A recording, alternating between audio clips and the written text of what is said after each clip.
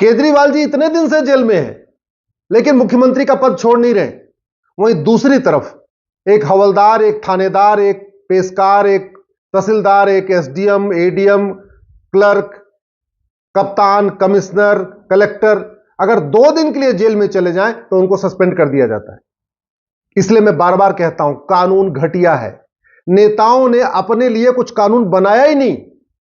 1951 का जो representation of people act है वो महाघटिया है। उसका नतीजा यह है, एक तो गुंडे, बदमाश, अनपढ़, अनाड़ी पॉलिटिकल पार्टियों का टिकट खरीद के विधायक बन जाते हैं, सांसद बन जाते हैं, और दूसरा पकड़े भी जाते हैं तो इस्तीफा नहीं देते। आपके सामने एग्जाम्पल है, संजय सिंह जेल में रहते हुए दोबारा शपथ ले लिए। मनीष सिसोदिया इतने दिन से जेल में, इसके बाद भी विधायक बने हुए हैं। सत्येंद्र जैन इतने दिन से जेल में है, इसके बाद भी विधायक बने हुए हैं। बड़े मुश्किल से उन्होंने मुख्यमंत्री का पद छोड़ा। केजरीवाल जी भी जेल में है, इसके बाद भी विधायक बने हुए। दूसरी घटना, केजरीवाल जी जेल में है, उनके पास न कागज है न कलम है, लेकिन बाकायदा उनका रिटन ऑर्डर बाहर आ रहा है। इसका मतलब ऑर्डर वो फेक है। केजरीवाल की एक मुख्यमंत्री प्रेस कॉन्फ्रेंस करके कहती हैं कि केजरीवाल जी ने यह ऑर्डर भेजा हुआ है और उनको देश की बड़ी चिंता है, उनको दिल्ली के लोगों की बड़ी चिंता है। सफेद झूठ।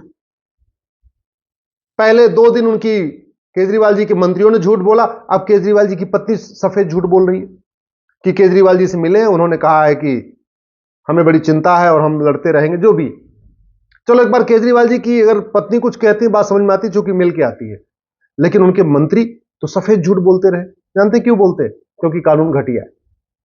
भारत में झूठ बोलना पाप तो है, लेकिन झूठ बोलना गंभीर अपराध नहीं है। झूठ बोलना फ्रीडम ऑफ एक्सप्रेशन की श्रेणी में आता है, बोलने की आजादी की श्रेणी में आता है। कभी संविधान निर्माताओं ने सोचा नहीं था कि जो वो फ्रीडम ऑफ एक्सप्रेशन संविधान में दे रहे हैं, बोलने की आजादी दे रहे हैं, इससे झूठ बोलने की आजादी लोग उसको मान लेंगे। अरे सच बोलने की आजादी है भैया, झूठ बोलने की आजादी नहीं है। लेकिन झूठ के खिलाफ कानून बनाए नहीं। झूठ पकड़ने के लिए पूरी दुनिया में नार्को पॉलीग्राफ ब्रेन मैपिंग कानून बन गया। हमारे देश में नार्को पॉलीग्राफ ब्रेन मैपिंग कानून नहीं है।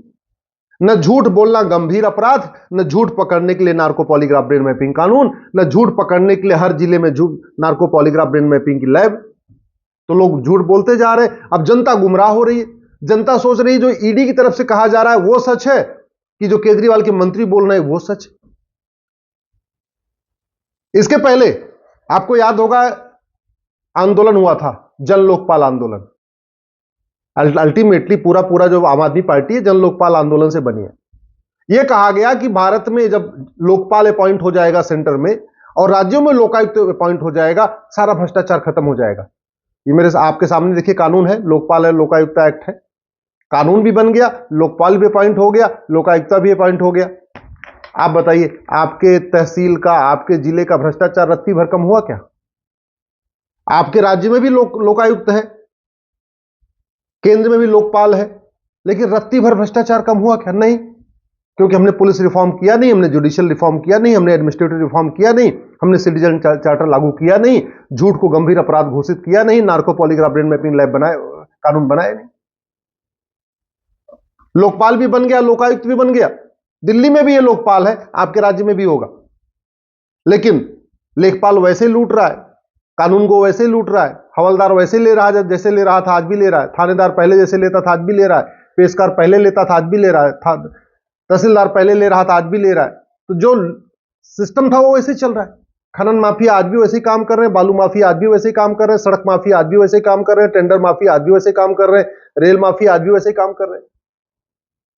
मैं कहता हूं ना, डॉक्टर बदलने से बीमारी ठीक नहीं होगी। कानून बन गया, एक लोकपाल आ गया, लोकायुक्त भी आ गया, तो 2 नए और डॉक्टर बन गए, लेकिन दवाई तो घटिया पहले वाली रही। अल्टीमेटली हमने भ्रष्टाचारियों की 100% प्रॉपर्टी जब्त करने, नागरिकता खत्म करने, उनको आजीवन कारावास, फांसी का कानून तो बनाया नहीं।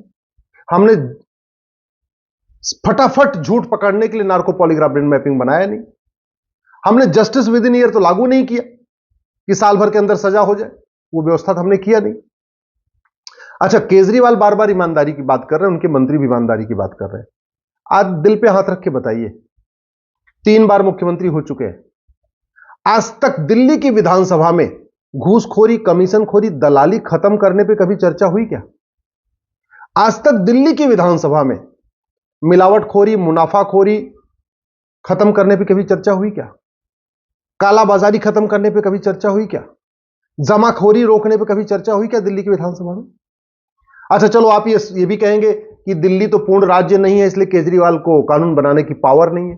हाँ, केजरीवाल को कानून बनाने के सारे मामलों में पावर नहीं है, लेकिन भ्रष्टाचार खिलाफ कानून बनाने की पावर है। और केजरीवाल ने 3 बार अब तक मुख्यमंत्री रहते हुए कम से कम 25 बार विधानसभा का विशेष सत्र बुलाया, कि कभी किसान आंदोलन को समर्थन देने के लिए विधानसभा का सत्र बुलाया, कभी कुछ करने के लिए, कभी निंदा करने के लिए, कभी किसी को उटपटांग बोलने के लिए, खूब विधानसभा का सत्र बुलाया। लेकिन आप बताइए, आज तक घूसखोरी, कमीशनखोरी, दलाली, जमाखोरी, मिलावटखोरी, कालाबाजारी, मुनाफाखोरी के खिलाफ कभी दिल्ली विधानसभा में चर्चा हुई? कभी भ्रष्टाचार को जड़ से खत्म करने पर दिल्ली विधानसभा में चर्चा हुई? कभी कालाधन, हवाला को कैसे खत्म किया जा सकता है उस पर चर्चा हुई? चलो एक बार मान लेते हैं कि केजरीवाल के पास कानून बनाने की पावर नहीं है। अरे केजरीवाल के पास दिल्ली विधानसभा में चर्चा करके एक प्रस्ताव पास करने का तो पावर है। और चलो, दिल्ली विधानसभा में पूरी पावर नहीं, पंजाब में तो पूरी पावर, पंजाब तो पूर्ण राज्य है। तो अगर वास्तव में केजरीवाल जी ईमानदार हैं, तो जो कानून वो यहां से नहीं बना सकते दिल्ली से, वो पंजाब में बना के पूरे देश को दिखा देते, देखो जी हमको यहां पूर्ण राज्य का दर्जा मिला, हम क्या एक से बढ़ के कानून बना रहे हैं। अगर पंजाब की पुलिस दिल्ली आके पत्रकारों को ले जाके गिरफ्तार कर सकती है, यूपी के पत्रकारों को उठा उठा के ले जा सकती है, तो इसका मतलब पंजाब पुलिस के पास इतनी पावर है, पंजाब पूर्ण राज्य है। चलो, दिल्ली में केजरीवाल के पास पुलिस नहीं है, पंजाब में है ना, और पंजाब की पुलिस आती है, कभी दिल्ली आती है, कभी यूपी आती है, कभी शामली आती है, पत्रकारों को उठा उठा के ले जाती है। तो इसका मतलब पंजाब की विधानसभा में कानून बन सकता था, क्यों नहीं बनवा दिया?